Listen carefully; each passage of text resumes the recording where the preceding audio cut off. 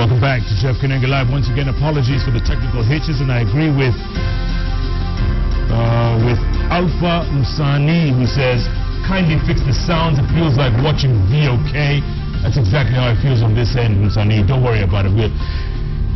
Hopefully now the sound will be okay. The picture's fine, because we're talking some serious topics with Secretary General Kenya Red Cross Abass Gullet and the former Deputy Speaker, former Member of Parliament for Lagdera, Farah Maalim.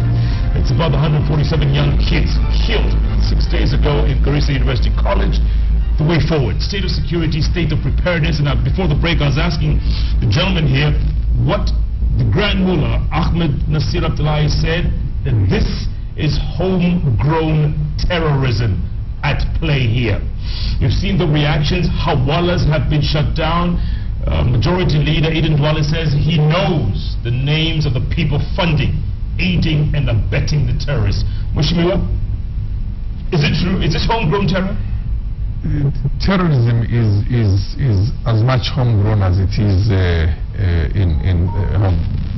basically a product of Somalia. It's a global thing. It's everywhere. And in the sense that we have many Kenyan youths who have been brainwashed and who have basically been attracted to Al-Shabaab and who have gone to Al-Shabaab from all the different communities in this country. Yes, you could say it's homegrown in the sense that our youth have been radicalized. Our youth have become part of Al-Shabaab. That young man we kept seeing in the papers, in the front pages, the good-looking young man, law student. Who was the leader? I'm told a law graduate. I'm told he's a law graduate. And his father, Jeff, had informed the government 2 years ago. And did not just inform on his son once, but informed many times to the authorities, the police, the administration police, because the father is the chief. Yeah, in Mandera. In Mandera. All that we needed at that time is to get his picture, because the father had so many pictures at home of the son, and you know, put his splash everywhere. Circulated, yeah. Circulated. It would have been very easy for even his own classmates, his own old friends, who would run into him in Nairobi sometimes when he's making his forays from Somalia into Kenya and back into Somalia and the rest of it. And would have fingered him. The guy would have been arrested a long time ago. Someone dropped the ball? Has somebody dropped the ball? Yes. Not just one person. I mean, we have too many people who are dropping the ball everywhere. No, the balls for that matter, everywhere. And on the fact that it's homegrown, that is not a matter that is new to us here.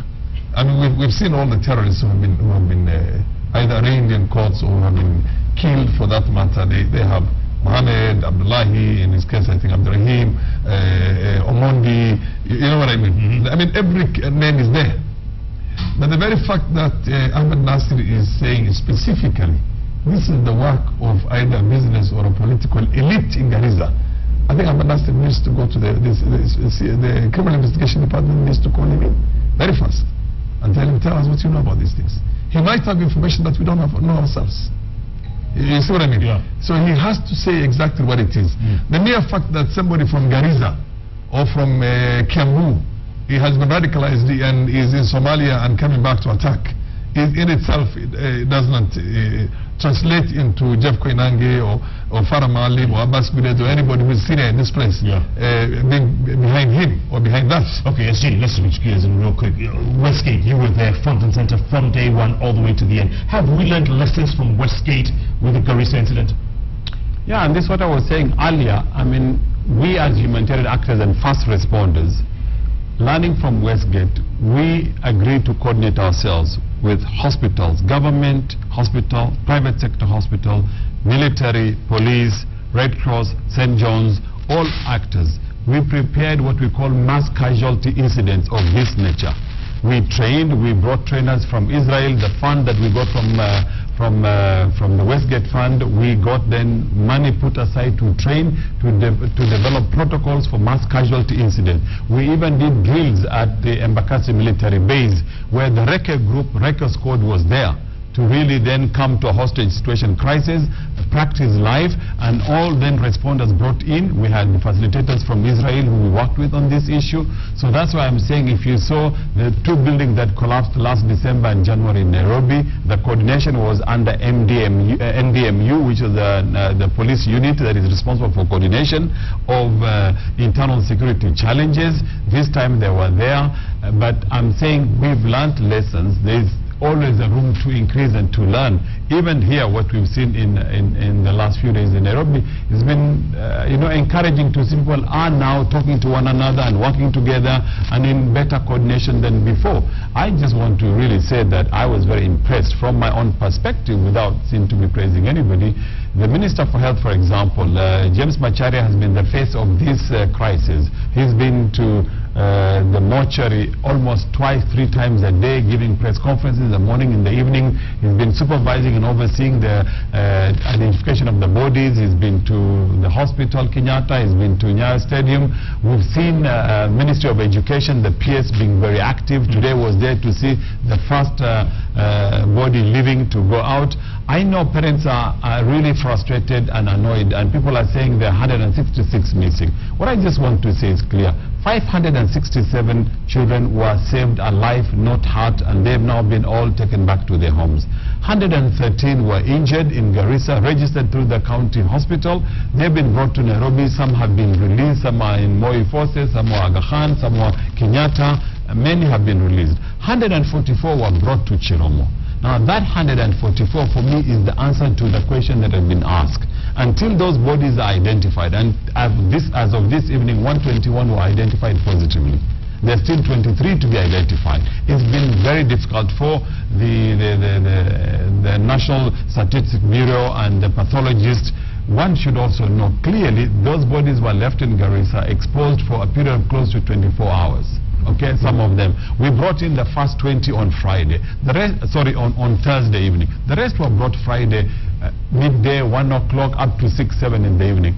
Humidity, no refrigeration, no nothing, and in the open, the bodies were exposed, and bodies had a problem. Is that why it's taken so long? This is why it's taken so long. It's been very difficult for some bodies that have, and I'm not sad to say, as sad as it may seem to sound, some bodies had started losing even the sensitivity of the fingertips for fingerprinting. So because they took so long to transport them from Garissa to Nairobi? Well, within 24 hours, but you know, Garissa, how hot and humid it is, there's no refrigeration. Even the little mortuary in Garissa hospital could not cope with the number, but no refrigeration. I mean, what have we learned even in Nairobi? The University of Nairobi has a beautiful morgue, but we had to, last couple of days, bring new 40-foot refrigerated containers. This is what we did in post-election violence. We had refrigerated containers at Moi Referral Hospital for 3 months. Some bodies have to be kept to be identified because they were not known. The same thing with Kitale. So I think the state of preparedness, we can always and we should always aspire to do the best and be better prepared. But I think for today, we have certain resources. Human resource in this country, for me, is the biggest in this continent. We've been very bad in criticizing one another. But if we can get our act together as a community, as a society, both government, private sector, we saw the private sector again coming to give money. We saw Kenyans, the border guys coming with their motorbikes, 100 of them on Monday, and just giving water. This is the Kenyan spirit we want to look at. Sure. And we should not dampen this spirit by always being negative and always just be on the blame game. Sure, and on that note, people like Boniface Mwangi, that vigil he held in the Uhuru Park, 47 is not just a number. People like him, I guess you have to commend them at a time like this. But Mheshimiwa, at the same time, if we did have a forensic lab, which we were supposed to have under Anglo leasing, that whole scandal. Remember, and again, let's not allude to the corruption or point finger. But if we had a forensic lab, these bodies would have been home and they'll be buried 6 days later. There's no excuse for waiting 6 days. Tomorrow will be a week. Jeff, I'm very happy and fully supportive of the dimension from which the preparedness is being tackled right now by Abass and yourself. You're talking about the post facto. Once we have already suffered the disaster, how do we deal with the aftermath of the disaster? I want to worry about so much. This disaster should not happen. The preparedness to stop any further Al-Shabaab attacks on our people and killings on our people. Can we do that? Precisely, we can do that. We can do that. We can do that in a big way. We need to get more intel information. We need to have many more of our own officers literally everywhere. We need to cooperate with the international Atlantic Force, which is off the coast of Somalia, so that any communication from Somalia that comes into here is essentially in a manner tracked to and translated immediately. Because when these guys are coming to blow themselves up and do the kind of things they did and kill Kenyans, there's definitely a process of communicating with the source. With the source. Yeah. And let me tell you, you just talked about this Al-Shabaab and how we can get rid of. The only way we can eliminate this kind of attacks from our own territory is to go for Al-Shabaab in its own roots. Clear them from where they are. Isn't that why KDF is in Somalia in the first place? Precisely, but precisely it's there in the first place. But we just created a swath from our border all the way to Kismayu, and Al-Shabaab is all around Kismayu. Al-Shabaab is on the left side of what do you call the Liboy Kismayu Road. It's on the right side of the Liboy Kismayu Road, and it's a very weak force that has been degraded that can be taken out with a minimum of resources. You understand my point? So what's stopping us? And the other thing is, we don't know what's stopping us. We don't know what's stopping us. If our planes were able to go in and take out some of their own bases there, the big question that is there is, why were we not taking them out before? You understand my point? Why do we stop immediately? We have done a few, basically, you know, it gets reported in the media, Kenyan forces and by the way, helicopter gunships, the air cavalry is very, very effective. We can get these guys running for their lives and we can clean them up completely within the shortest possible time. Do we lack the initiative? Do we lack, or is somebody... I don't know. You know, I have my issues with the whole AMISOM thing in Somalia. For example, like I told you, the sector that is opposite us, the Mandela sector, is being manned by Ethiopians. There's never an engagement between Ethiopians and Al-Shabaab. No. Ethiopians never go and take out Al-Shabaab from Garbahari, from Barbere, from Buale, from Saku, you see what I mean? From Jilip, from Marere, from Jamama. These are all centers, and they're there collecting taxes. And this is the bread basket. It's along the Juba River, the river itself. You know what I mean? Yeah, fertile area. Fertile area. Why do we allow them to stay there? The Ethiopians don't take them out. We have to get the permission of the Ethiopians for us to go and take them out. In any time they and the Ethiopians when they meet, either Al-Shabaab leaves an Abass setting, the Ethiopians come in, the Ethiopians leave, Al-Shabaab comes in. I mean, there's something that, Jeff, that really worries me. I don't know why Kenyans are not... No, because it doesn't help at all. We went in there in the first place because there were 87 incidents of terror attacks in our own territory here without us going in there. Why did they do those things to us? But if we can't protect the homeland, what are we doing there? People are asking. But you see, let me tell you, these people are coming in small numbers of 4, 5, 6 people. This is not 4, 5, 6 can kill 150. Precisely. They've done the way they've done it because we need now to deal with that kind of a threat. We need to deal with that kind. That one depends on intel. You see what I mean? And taking out the bases up there, because these people organize these things from inside Somalia. So we have to take them out there. If we can maintain these air cavalries on a permanent sorties, just taking them out from all these places, and then we capture Wale and use the militia. Let me tell you, the militia in Kismayu is willing to do the job. They have the manpower. They have 2,000, 3,000, 4,000 men to take them out. The entire Al-Shabaab force is estimated at around 2,000 right now in the whole of Somalia. If there is a goodwill by the AMISOM itself, we can take them out. We can take them out. But there is no goodwill. No, the issue is why are we not taking them out? Why do you wait until these people come and slaughter our people here? Why then do we talk about our response in terms of sending a recce squad and everything else, which is always one team again? Yeah. SG, yes. How do we prevent another attack? How can we do it at this time? Or you guys, you're just getting ready for the next one? Because you're the first responders. Are you just getting yourselves ready for the next one?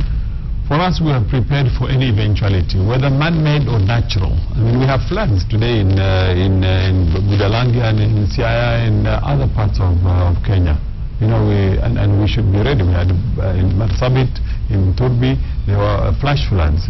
Okay, so there may be conflict, man-made or natural. So we'll always be prepared, and we need to be better prepared. But we pray and hope, like Mheshimiwa says, in relation to the insecurity threat both within and outside. As a nation, I think a lot has been discussed. Now, if I talk as an ordinary Kenyan citizen, I would say clearly that the whole issue of the borders, how they are manned, they are porous. These borders are long borders. You know, over 700 kilometers from Mandera all the way down to Lamu.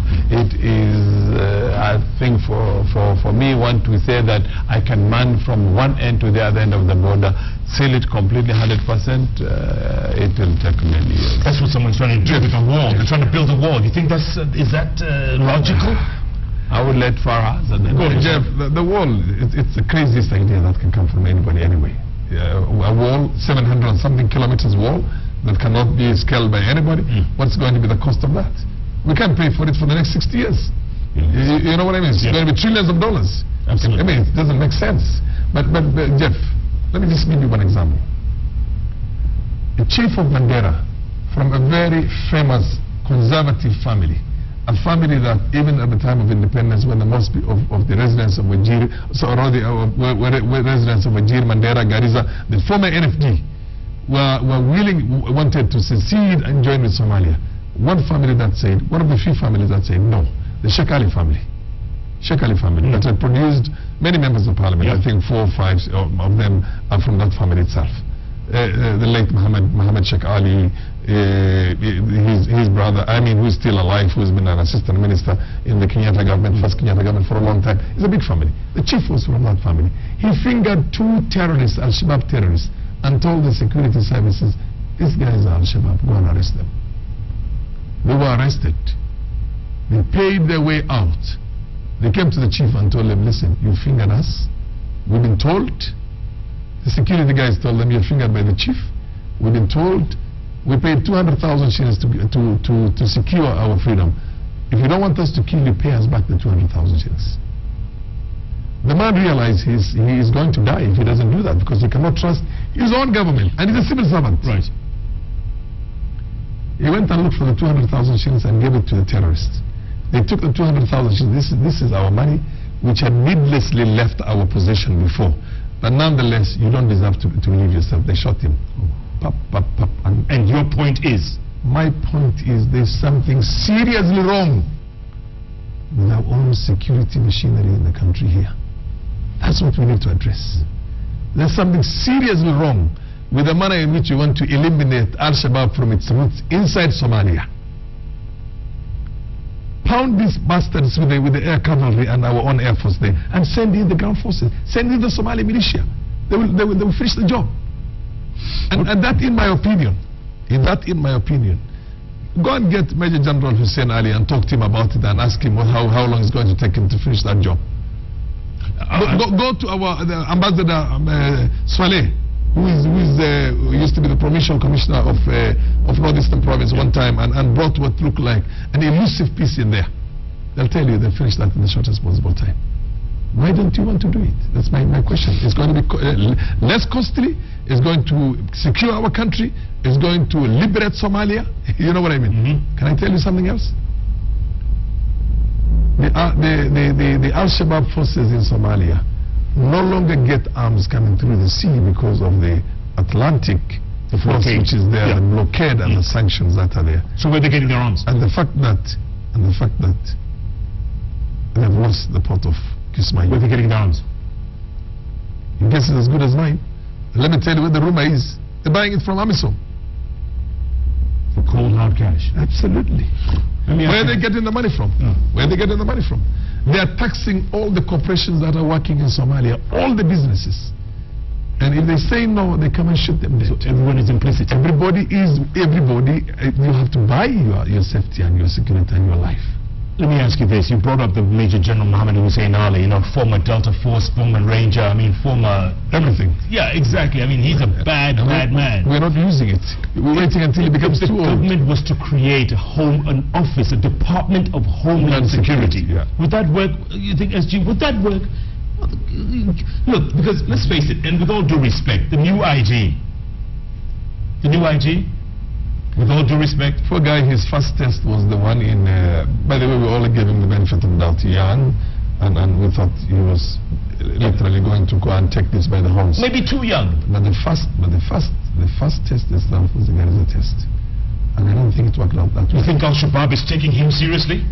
They're watching us. They're watching our every move. Look, everything we're doing right now, everything we're going to do right now, the panic to begin with, the most powerful security when you are attacked by an external enemy is to show that you're stable, you're solid, you can absorb the blow, and you're going to come back and get them.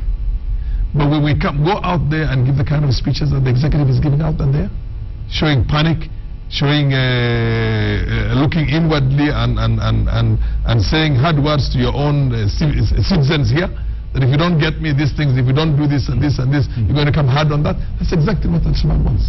Al-Shabaab wants Jeff Koinange to be victimized when he's an innocent person, and to be harassed because he's married to a Muslim. I don't know if you're a Muslim yourself, but I know your wife is a Muslim. Correct. And basically to be harassed on account of that, so that you realize there's nowhere else to go to other than, here you have a problem and here you have a problem. So we're playing into that scenario. We are playing into this scenario. We should play a specialized job. Get the full evidence. Pluck out these guys. You see what I mean? How do you go out there and say that you're going to go and get rid of 600 poor refugees who are all very poor, by the way, destitutes, living on maize and the ration is so small. It will tell you right now the UN has cut down on all that because of the other disasters that are all over the world. And how does that help us, by the way? It only helps them by giving them again another pool of dissatisfied, disgruntled, hopeless people who don't see any future and who are youth to go and join them. Absolutely, and what Mashmur just said, SG, is, we're playing into Al-Shabaab's hand. These people are so poor, destitute, desperate, angry, hungry, that the only thing you can do is walk into Al-Shabaab's hands. You see, for us, actually, I mean, one of the things that Mashima say, I can say clearly, Kenya Red Cross is the only organization whose staff and volunteers live inside the refugee camps in Ifo 2, East and West. All other agencies, local or international, live within the UN compound and in their own compounds, but outside the refugee settings. We are inside. We are surrounded 24/7 by the refugees. But because of the trust and the confidence, even when there has been insecurity, our staff have continued to operate 24/7. From that perspective, the refugees respect us. But on the other hand, when there has been insecurity and the matter has been reported by the refugee community or refugee leaders of the persons that are responsible for insecurity among themselves, the fact is, like he talked about the chief, it has gone back, and these refugee leaders have been threatened, some have been killed. This we are aware of. But I would say, on the other hand, these refugees, having been in this country for close to 25 years, I can only use my experience of what I saw happening in Zambia by President Kenneth Kaunda when he was the president of Zambia, when there were the Mozambican refugees that had gone the entire Southern Africa region. And I was in Malawi, responsible for almost 1 million Mozambicans who were in Malawi, 1.5 million in fact. What Kenneth Kaunda did was they were 400 kilometers away from Lusaka, in this vast land. And what KK did was to say, you will not be refugees. I give each one of you 5 acres of land. You'll be given implement and tools and seeds for 1 year. After 1 year, you're on your own. You'll not be getting food handouts.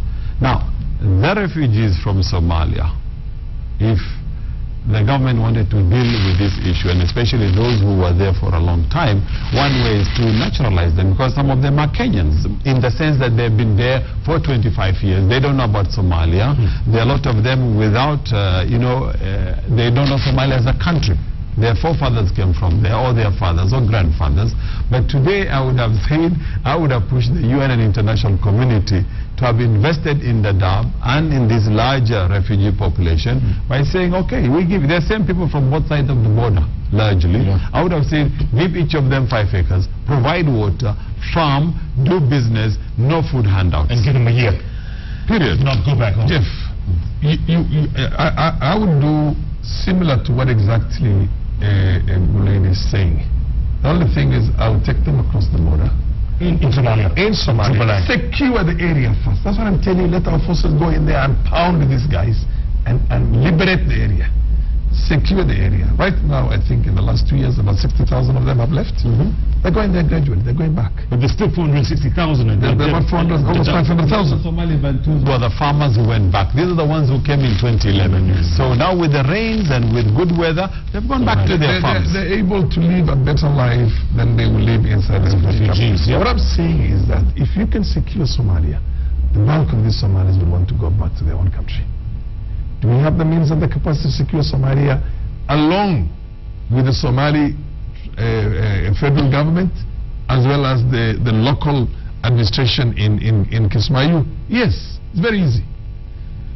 Very, very easy. But that is the sign. You remember when the Twin Towers were attacked? You remember what George Bush said? He came out there. He listened to what the people were saying and the anger in the people. Correct. He said, I've heard you. I've heard you. Yes. And those people who are responsible for this will hear from us also very soon. So when you are attacked by an enemy which has come from outside, and the enemy themselves have got their own geographical places, you tell them, we are coming after you. We're getting you there. You get my point? Yeah. You will do your own thing. They also had the Homeland Security. They started having a patriot, what they call law, and began looking for if there were any sympathizers of that inside the American 52 states, and went out and got a good number of them. You see what I mean? Very cleverly, but just literally going for the guys who they have the tons and tons of evidence. Will chasing the money here help? Chasing the money, shutting down hawalas, will that help? If the evidence is there. If these people are known to be giving money to Al-Shabaab and we're able to prove these things, absolutely. Yes. What if it's just a vendetta against, those people? That is the thing that also worries me. The politicians will use that. By the way, you can rest assured every politician has got 10, 15 businessmen who are not his friends, and he hates them to the guts. For the very reason they're either supporting his opponent or they're not able to extort enough from them. And the current parliament, Jeff, current parliament has become an extortion place. I mean, you've seen what the kind of stuff that goes around here on government things. And the kind of stories you hear about businesses and businessmen and the rest of them being threatened by politicians, particularly from members of parliament from certain regions. It's sickening, sad. And Abass will tell you the kind of problem he's getting from politicians right now by just doing the right thing. If they can try and do that to NGOs who are functioning out there, and try and tell them, if you have to do projects in my own constituency, you must be able to assist me in this and that. Give me the contracts. Do this for me, do that for me. And when you're giving the contract to a member of parliament, one, it's very unlikely that it's going it's very likely that it's not going to be performed in the best possible way. Secondly, it's going to be inflated because he has to make some money out of it. I mean, these are the kind of things that we have right now. So in a sense, there's going to be a serious vendetta. There's no question about that. I just hope that specialized professional bodies, the criminal investigation department, the police themselves, the intelligence services are going to handle these things without any listening to politicians. SG, I've got to ask you this question, and it's been bugging me for the last few weeks. When you all are the first responders at the scene, someone else has recently joined you with a whole rescue team. They call themselves Sonko Rescue Team. Is that helping or hurting the cause? Very difficult question, Jeff. From where I sit, I think I like the idea of these young people from the streets being picked and being given some meaningful life or something to do. On the other hand, I think then they need to have professional training so that they're professional. I personally have had talked to Senator Sonko, and we have offered to give basic, and I use the word basic first aid training because first aid is a big subject. So the basic initial training, we've offered them for one day to just give most of his, about 200 or 400 of his staff and volunteers to get that basic training. But to be able to respond to emergencies, you need to have specialized skills in many fields, whether it is in first aid, in ambulance. We run ambulance services, and today people are asking us, are we leasing ambulance? We are not. We are leasing out services. Service which is pre-hospital care, and pre-hospital care, you have to have a degree in nursing, you have to have critical care nurse training, you have to be a paramedic or an EMT, and these are specialized training that people are given. In terms of issues to do with firefighting, issues to do with dealing with recoveries of body from mass casualty incident, these are skills and their trainings. I guess the idea is good. The how is the major question. That they need further training in their specialized fields. From where I sit, as I said, it's a novel idea, but it needs to be professionalized and it's managed. But that is again something between him and the Nairobi County. But I think it's a challenge for all counties, where is how do you get the youth off the streets? I mean, when you talk about radicalization, for example, is what has forced these young people to be radicalized. I mean, certainly, of course, the argument has always been is poverty, is lack of education, is the environment at home, and all that. The challenge today, of course, is the notion has been thrown out of the window by one single case of a student lawyer who now is said to have carried what he carried. But the fact still remains, and I've seen this in many countries, whether in Pakistan or Afghanistan or here or many other poor societies and communities, are the ones who have easily been attracted. If you look at the drug issue in this problem, for me, drug menace is a national disaster in this country that has not been declared a national disaster. And if we have to deal with radicalization, we need to understand the root cause, and we need to deal with it from that perspective. And until we do that, you're going to have more of these young kids doing what they do. Yes. Up until very recently, I also used to feel that kind of poverty, abject poverty, marginalization, and all those things can contribute fairly into that. Jeff, I'm talking about 22 years old, 22 years ago, when I first came to Parliament, 1992, 23 years ago. There were only 65 students from the whole of Northeastern Province, Somali students, whether they're from the urban areas, whether they're from Alliance High School and Mangu and Maseno and the rest, or they're from the schools in Northeastern Province. Only 65 of them in our local colleges here. Today, we're talking about a figure of not less than 25,000. So, you see, a lot of things have changed. And with the devolution right now, the county government of Lamu is able to pay for as many as 1,000+ students every year. You know what I mean? And it's a county of only about 100,000 population.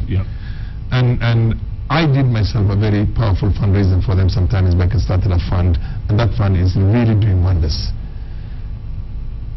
Devolution has changed the lives of the people in most of these areas in a manner that is so substantial you can't believe it. In terms of employment, the Gulf states are also fighting this radicalization. Emirates, Qatar, Saudi Arabia, all of them are fighting this radicalization.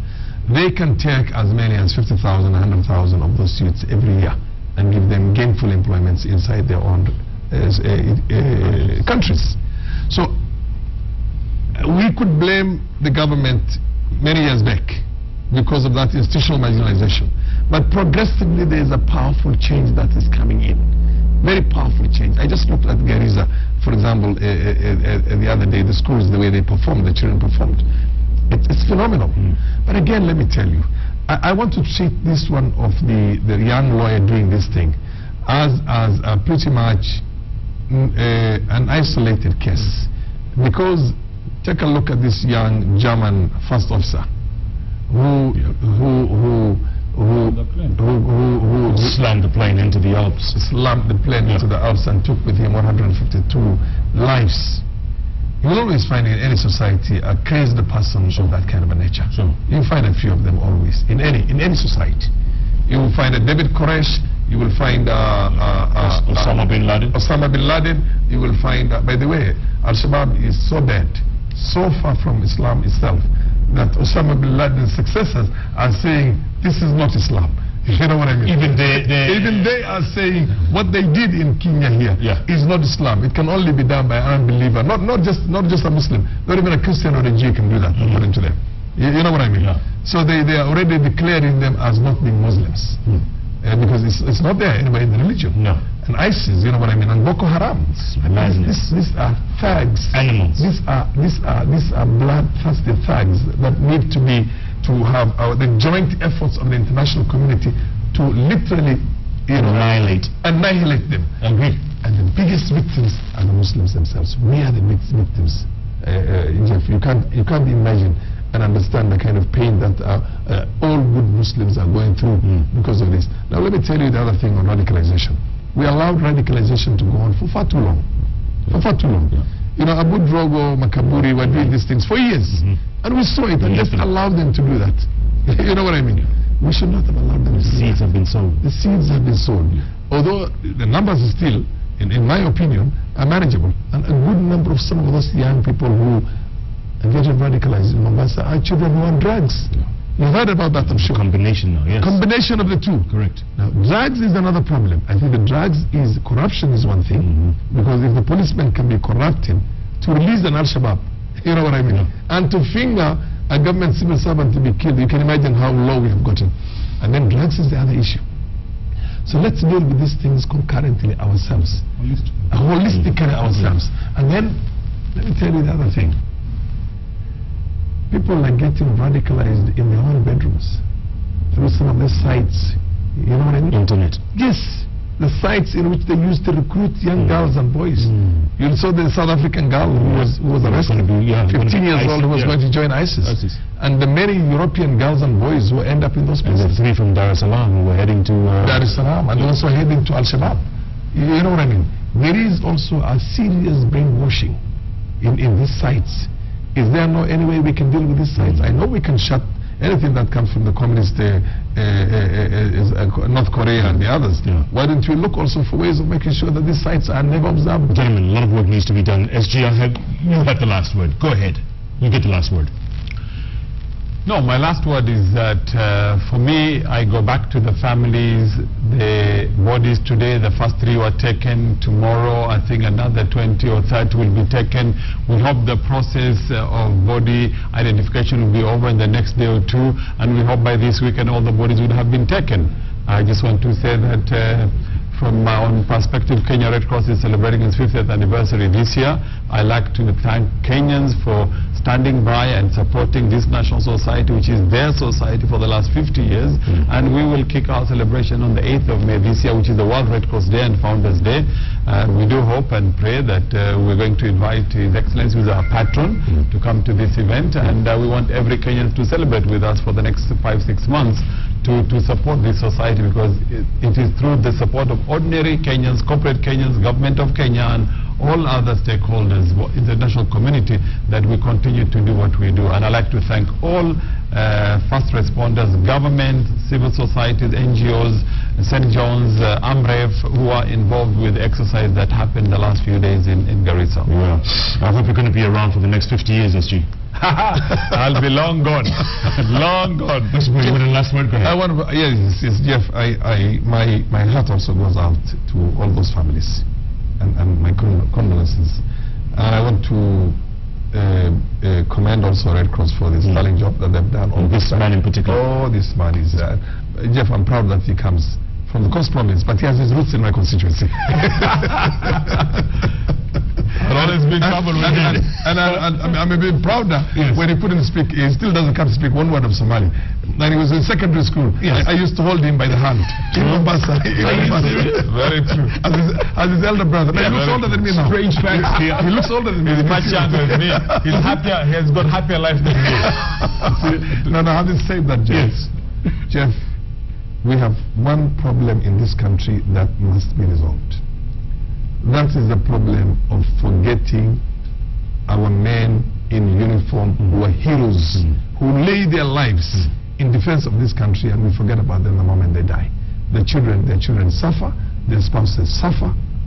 We want to do something good that secures the education of the children of the 3 officers. The 3 officers who were killed. Who lost their lives. Who Yes. lost their lives. Especially the one who was trying to disarm the terrorists. Tony, yeah. I actually was on a program this morning, and I said, and I want his officer commanding and the family to know. Yeah. And I said, I'll shoot the first, what do you call, undertaking on that. I'm going to give 100,000 shillings to the family for the education of those children. And I want us to do that in a manner that is very generous, so that the education and the livelihood of those 3 families are secured until the children are able to take care of themselves. And you're talking about 15, 20 years from now. Sure. For some of them, they're children. But we can do that. Time for walking the walk, talking the talk is now. Because if not us, then who? If not now, then when? Tomorrow night, right here on Jeff Koinange Live, we're going to continue this conversation. I don't think Inspiration Thursday is affable at this time, where there's no time to talk about those issues when a nation is mourning. So we're going to look for more people to talk to. So Grand Mullah, if you're out there, if you're listening to me, I sent you a text and message. Come on tomorrow night, let's talk some more. And maybe Majority Leader as well. I don't know. We'll look for somebody. Right here. Same station. Same time, 10 o'clock, right here on Kenya's television network. Keep tweeting at Abass Gullet, at Farah, Maalim, at Koinange Jeff. Hashtag 147, not just a number. Thanks so much for joining us. Good night. Again, apologies for the technical hitches. At the end, we still get things done. Good night. Good luck.